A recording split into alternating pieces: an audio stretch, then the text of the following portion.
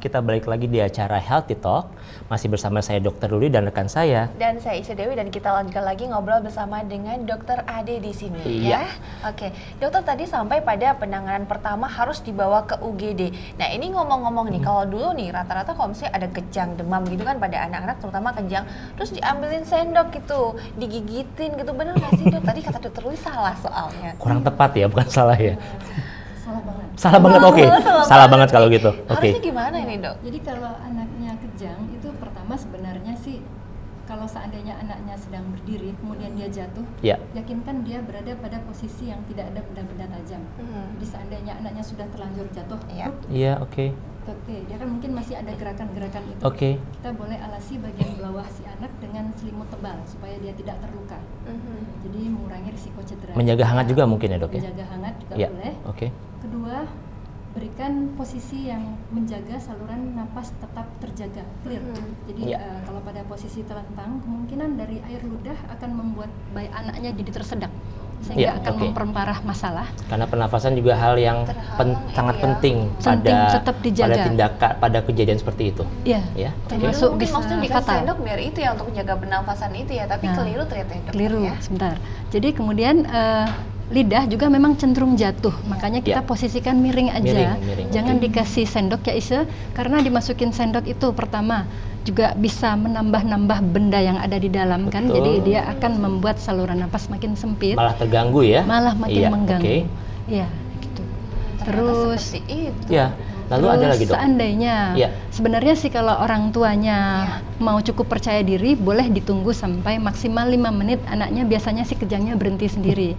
Tapi biasa udah kalau panik duluan ya? seandainya, Biasa udah panik kalau dulu ya? sudah panik, Iya, iya. bawa aja ke UGD. Tapi Iya. ingat, pada saat memeluk anak, lakukan dengan gentle. Jadi jangan dipaksa anaknya, jadi jangan kejang. Dengan lembut ya, dok, ya? Dengan lembut Iya, aja. iya. Jadi jangan dipaksa supaya anakku jangan kejang. Jadi malah dikekepin, itu malah Jadi akan mungkin risiko kontrak. kepanikan kita harus dikontrol, karena kalau kita panik, kita akan melakukan tindakan dengan tenaga yang berlebihan justru. Dan justru Iya. keliru juga Justru ya keliru. Justru penanganannya. keliru. Ya, Iya. malah cedera. Malah cedera Otot, otot. bahkan bisa tulang juga Iya. cedera ya dok ya? Iya, Betul kenapa sekali, malah jadi betul. ngeri gini ya dokter Ruli? Memang seperti itu keadaannya. Ya.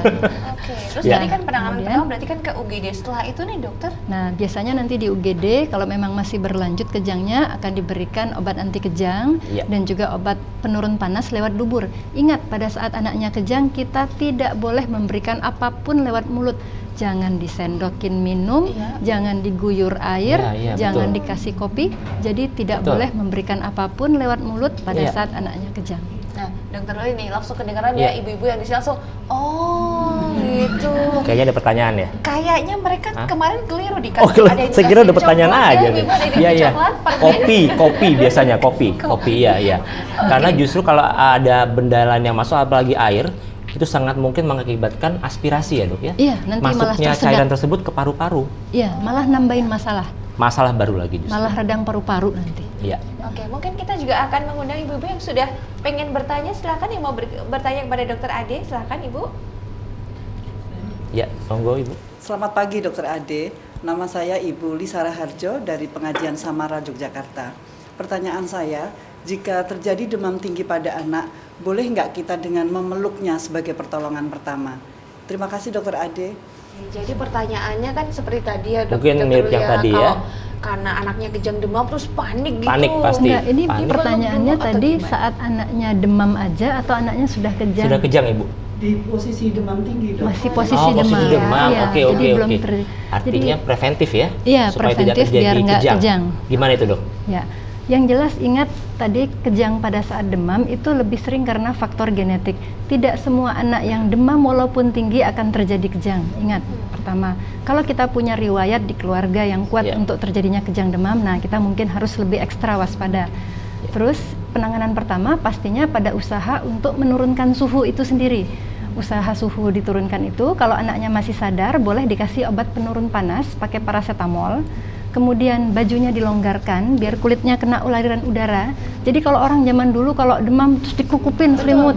Nah, sebenarnya itu malah membuat udara terperangkap sehingga nanti anaknya malah makin panas. Demam ya. Kemudian yang jelas juga perbanyak minum ya. Dan yang ketiga adalah dikasih kompres air hangat bukan air dingin ya. Ya. jangan air dingin karena nanti anaknya malah tambah demam. Oh, itu tadi ya, ternyata ada beberapa yang sudah biasa dilakukan, Iya. ternyata tidak tepat ya. Iya. Jadi sekarang kita harus membiasakan yang benar ini ya berarti ya Betul dokter. ya. banget. Ya tadi Iya, betul. kompres dengan air hangat. Justru air harusnya. hangat bukan air dingin. Terus nggak tidak diselimuti, dikerukupi ya. Iya, Tadi kalau orang kan istilahnya ya. dikerukupin kasih selimut Kecil-kecil diajarin mantep. sauna. Nah, sauna. Sauna lokal. Justru yang dilakukan adalah melonggarkan seluruh pakaian Ya, pakai baju lengan supaya aliran pendek. udara menjadi Tetap baik ya. kena Oke. aliran udara pada Iya. kulitnya. Heeh. Oke, baik. Oke, ada yang mau bertanya lagi? Silakan Ibu yang mau bertanya. Oh iya, yang di belakang silakan Ibu. Selamat pagi Dokter Ade. Nama saya Tiwi dari pengajian Majelis Taklim Samara. Apakah pada saat kejang saya boleh memberikan minum? Terima kasih. Oh Iya. iya. Kalau kejang boleh dikasih minum atau tidak? Mungkin tadi sudah sedikit kita bahas ya. Tapi Yang boleh pasti kita mungkin ulang Dokter lagi. Ade bisa di-highlight lagi mengenai Oke. pemberian minuman pada saat anak kejang. Iya. Sekali lagi ya ibu-ibu, jangan pernah memberikan apapun lewat mulut saat anaknya kejang ya. Jadi pada saat anaknya kejang sama sekali tidak boleh ngasih apapun, termasuk benda sekedar jari ibunya ataupun sendok pun tidak, apalagi sesuatu yang membuat anaknya potensial menelan cairan itu. Iya. Kasih. Gitu ya. Jadi demikian Ibu Tiwi dan juga ibu-ibu semua dari pengajian Samara, ternyata nggak boleh sembarangan masukin sesuatu Iya, ke dalam betul, mulut. betul. Tapi Karena kadang kan takut kalau keburu lemes gitu dokter anak. Mungkin Tominya seperti itu ya.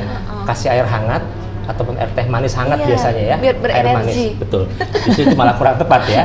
Jadi justru akan mengakibatkan kondisi yang bisa lebih berat daripada itu. Ya, akan memperberat, akan ada masalah plus-plus. Tadi Betul, seperti betul, betul. misalnya radang paru-paru karena tersedak cairan yang masuk ke paru-paru. Betul. Dok, saya punya pertanyaan nih, Dok. Kan kita mengenal jenis kejang yang lain ya, seperti epilepsi.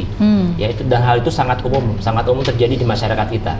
Nah, apakah ada hubungan antara kejang demam dengan epilepsi? Ya, itu pertanyaan yang sering diajukan pada orang tua. Ini pertanyaannya bagus banget. Oke. Jadi tidak semua kejang demam berpotensi untuk terjadinya epilepsi. Epilepsi, oke. Yang berpotensi itu biasanya adalah, masih ingat tadi kriteria kejang demam sederhana dan kejang Iya, demam iya, kompleks? betul. Nah, satu kejang demam kompleks yaitu anak di bawah 6 bulan, di atas 5 tahun, kejang yang berlangsung lama lebih dari 15 menit. Iya. Kejang yang terjadi lebih dari satu episode dalam satu periode panas. Oke. Itu berisiko nomor satu. Iya. Kedua, kalau di keluarga ada riwayat epilepsi atau kelainan pada saraf, itu juga berisiko. Sentral, Dok ya, sifatnya pusat sentral. berarti ya. Pusat ya. Oke. Faktor risiko ketiga adalah apabila anak tersebut sudah memiliki gangguan tumbuh kembang sebelumnya. Jadi waspadalah pada anak-anak yang maaf kayak orang bilang bahasa awamnya yang kaku-kaku semua, cerebral palsy. Cerebral palsy, ya Nah, betul. itu anak-anak itu yang kayak merupakan gitu, suatu faktor kondisi risiko. yang sifatnya juga sentral ya, Dok. Sentral. Iya. Jadi kekakuan pada anggota tubuh yang memang awalnya sudah ada kerusakan pada otak. Pada anak-anak yang seperti itu memang risiko untuk terjadinya epilepsi lebih besar. Oke. Ya. Tapi kalau seandainya tidak punya faktor risiko itu, kejadian kejang demam sederhana dengan epilepsi itu hampir tidak ada perbedaan risiko dengan orang umum. Jadi Ya. jadi hampir sama. Cuma orang-orang yang tadi itu yang punya risiko lebih besar. Ya. Berarti kembali lagi ke faktor genetis. Genetik. Ya, Dok ya. Ya. Oke. Baik, sekarang pasti saya mau tahu nih ya.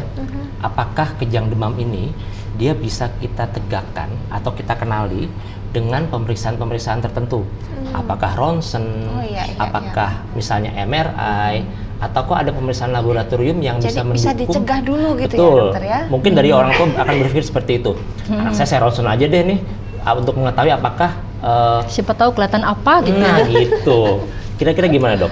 Ya, sebenarnya sih kalau memang ada faktor genetik di keluarga, kita tidak bisa tahu persis sebelum dia memang terjadi pada pertama kalinya. Oke. Tapi ingatlah bahwa dia itu demam karena ada infeksi. Jadi kalau sudah anaknya berbakat kejang demam nih, ya sudah terima aja lah, nggak apa-apa, dirawat aja, toh itu nanti biasanya tidak berbahaya. Iya. Cuma kita jangan lupa, jangan panik sama kejangnya dulu. Malah kita itu harus explore, ini anak kok demam kenapa? Ini berarti dia ada infeksi. Nah, infeksi ini harus kita cari, kemudian diatasi. Nah, itu yang digarisbawahi adalah penyebab kenapa si anak itu Terjadi sendiri demam. bisa sampai demam. Itu yang Ya. harus kita highlight. Nah, nanti apakah perlu pemeriksaan darah, apakah pemeriksaan ronsen, Oke. gitu. Hanya pada melacak penyebab demam. Artinya sendiri ya. pemeriksaan penunjang tadi Mm-mm. hanya membantu untuk lebih menegakkan apa sih penyebab demam ini. Iya, Kira-kira betul. itu, Dok, ya? Betul. Kalau untuk yang Dokter Ruli tadi bilang seperti MRI, Iya. kemudian EEG untuk rekam otak, Iya. itu hanya diperlukan pada beberapa kasus tertentu yang misalnya dicurigai ke arah epilepsi. Oh, gitu. Itu Baik. memang, atau ada kecurigaan ada kerusakan di otak, Oke. perlu pemeriksaan lebih lanjut. Ya. Berarti Kayaknya kita perlu tahu juga nih dan perlu menjaga juga kondisi buah hati supaya nggak dikit-dikit demam gitu ya dokter ya. Betul, Takutnya justru nanti penyebabnya malah diketahui dulu tambah apa. parah ya. Betul. Oke. Oke, kayaknya makin menarik aja ya. Oke, tapi kita harus istirahat sejenak. Iya, kita jeda dulu ya dokter Iya. Luli ya. Kita akan kembali setelah yang mau lewat berikut ini. Tetap di Healthy Talk. Keep healthy With with Healthy Healthy Talk. Talk.